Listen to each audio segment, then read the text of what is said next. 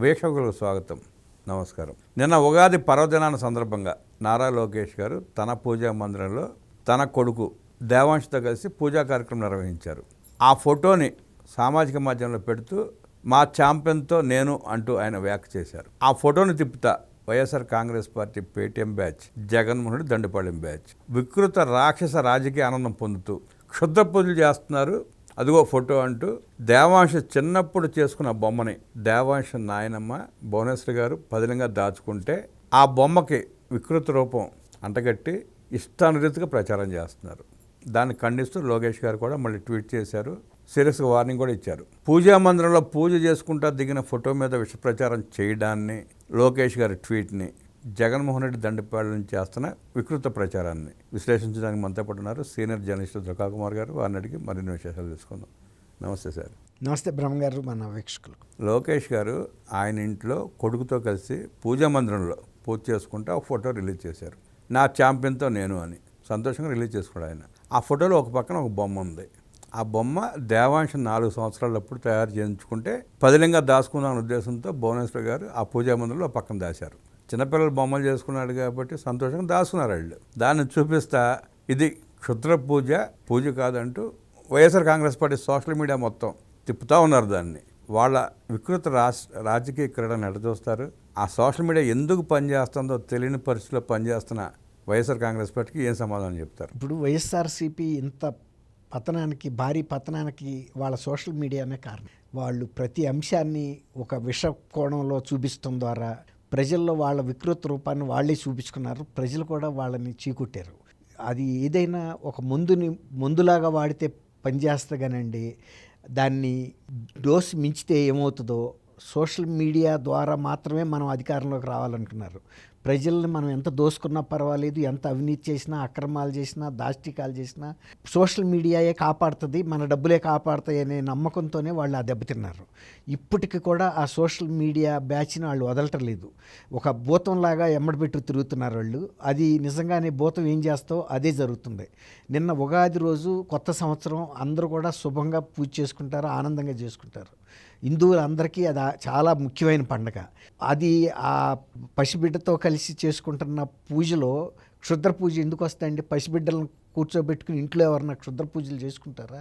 అసలు అయినా ఈ కాలంలో క్షుద్ర పూజలు నమ్మేవాడు ఎవడన్నా ప్రజా జీవితంలో ఉండి ముందుకెళ్ళగలుగుతాడా?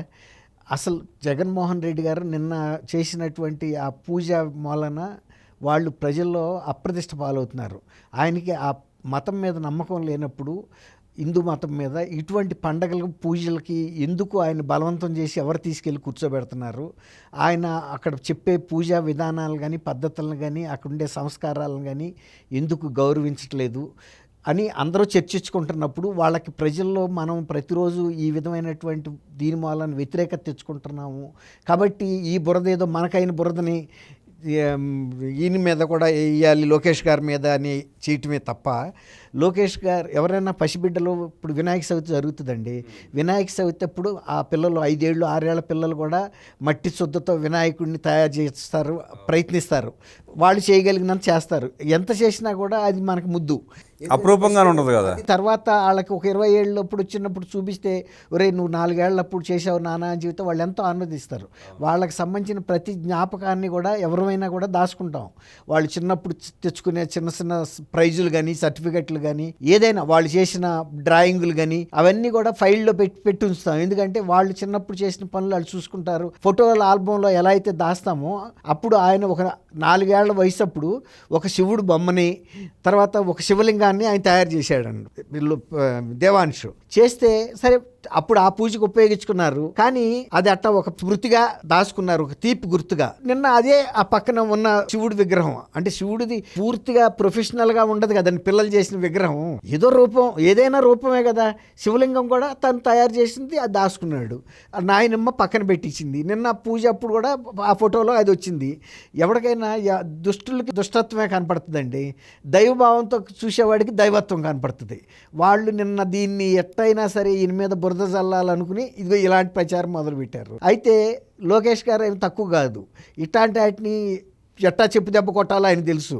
అందుకని నిన్న వాళ్ళు ఏదైతే ఫోటోలు అని క్షుద్ర పూజ అన్నారో ఆ విగ్రహాలని క్లోజప్లో తీసి ఇదిగో ఇది ఈ సందర్భం కాబట్టి మీరే చూడండి అని పెట్టేటప్పటికి ఏమైందండి ప్రజల్లో, ఇప్పుడు పలానాళ్ళు ఇట్లాంటి విషప్రచారం, అందులో దైవ కార్యక్రమానికి సంబంధించిన పూజ అది, దాన్ని కూడా ఇట్లాంటి వికృత రూపంలో చూపించారన్నప్పుడు ఇంకా వాళ్ళ ఇదే పోతుంది పరపతి. నిన్న ఇంకోటి అండి, అసలు జగన్మోహన్ రెడ్డి గారు 4 గోడల మధ్యలో నేను బైబిల్ చదువుకుంటా అన్నాడు కదా. భారతదేశంలో ఏ మతాన్నైనా ఏ ప్రాంతంలో అయినా జీవించే హక్కు అందరికీ ఉన్నాయి, ప్రాథమిక హక్కులు ఉన్నాయి. ఆ ప్రాథమిక హక్కులో ఉన్న దాన్ని ఆయన ఒక పక్కనేమో 4 గోడల మధ్యలో ఒక మతాన్ని, ప్రజల ముందు ఒక మతాన్ని ఆచరించాల్సిన అవసరం ఏముంది, ఎందుకు అంత కష్టపడుతున్నాడు? పోనీ ఒకటి ఆల్ రైట్, నేను హిందూగా అయిపోయాను, ఆయన ఉన్నాడు కదండి శారదా పీఠాధిపతి, ఆయన ఈయన్ని నీళ్లలో ముంచి 3 సార్లు లేపి జంజం వేశాడు కదా, హిందూగా మార్చేశాన్ని. పోనీ నేను హిందూనే అయిపోయాను కాబట్టి ఇక నేను 4 గోడల మధ్యలో కూడా బైబిల్ చదవట్లేదు, భగవద్గీత చదువుతున్నాను అని చెప్పు. అసలు అయినా నేను ఎవడు అడిగాడు? ఇప్పుడు నువ్వు భగవద్గీత చదివినా బైబిల్ చదివినా ఇక్కడ ఎవరు అడగరు. నువ్వు 2019లో కూడా క్రైస్తవ మతస్థుడు అని తెలిసినా కూడా హిందువులు ఓటేశారు. వేసినప్పుడు నువ్వు మంచి పరిపాలన చేస్తే మళ్ళీ 24లో కూడా వేసేవాళ్ళే. అంటే వీళ్ళు టీటీడీలో చేసిన దుర్మార్గాలు, ఘోరాలు, దొంగతనాలు అలరయ్యి ప్రజల్లో విశ్వాసం కోల్పోయి భక్తులు తిరగబడతా ఉంటే ఇలాంటి సందర్భాలు ఇలాంటి కార్యక్రమాలు పాల్గొంటే కొంతమంది హిందువులను మనల్ని నమ్మకపోతారా, ఇంకా మోసం చేయకపోతాం వీళ్ళన్నట్టు వ్యవహరిస్తున్నారు. 100% కరెక్ట్ అండి మీరు చెప్పింది. ఈ అపచారం జరిగిన తర్వాత కోట్లాది మందికి మనం వ్యతిరేకం అయ్యాము. ఎంతో కొంత మనం హిందువుల్లాగా నటించి మనకు కూడా దైవభక్తి ఉందని చూపించాలని ఈ నాటకాలు వేస్తున్నారండి. వేసే నాటకం అయినా పెర్ఫెక్ట్గా వేయాలి కదా అంటున్నా నేను. అది కూడా వాళ్ళు చేయటం లేదు. ఆయన నిన్న ఆత్మ ప్రదక్షిణ చేయమంటే ఆత్మ ప్రదక్షిణ చేయలేదు. తర్వాత మొన్న అవిషల్లో వేయమని వాళ్ళ వేంచూరు నియోజకవర్గం అదే మండలం వెళ్ళాడు కదా, వెళ్తే అవిష్ తీసి పూజారికి ఇస్తున్నాడు. తర్వాత ఏది కూడా పాటించట్లేదు. అలాంటప్పుడు నీకు ఆ నమ్మకాలు లేనప్పుడు ఎందుకు కూర్చోవటం అక్కడ? తర్వాత ప్రసాదం ఇచ్చినా తీసుకోడు, లేకపోతే తీర్థం ఇచ్చినా తీసుకోరు. అటువంటిప్పుడు ఆ పూజలు చేసి ఇంకా ప్రజల మనోభావాలను దెబ్బతీస్తున్నారు. ఇప్పుడు ఎవరు అడగలేదు కదా మీరు హిందువుగా వచ్చి మీరు పూజలు చేయమని, మీకు మీరే అనుకుంటున్నారు. అలాంటప్పుడు ఆ పూజారి ఏ చెబుతాడో చెయ్యండి. లేదు అసలు మీకు నమ్మకమే లేదనుకోండి, కూర్చోకపోతే ఏమైంది?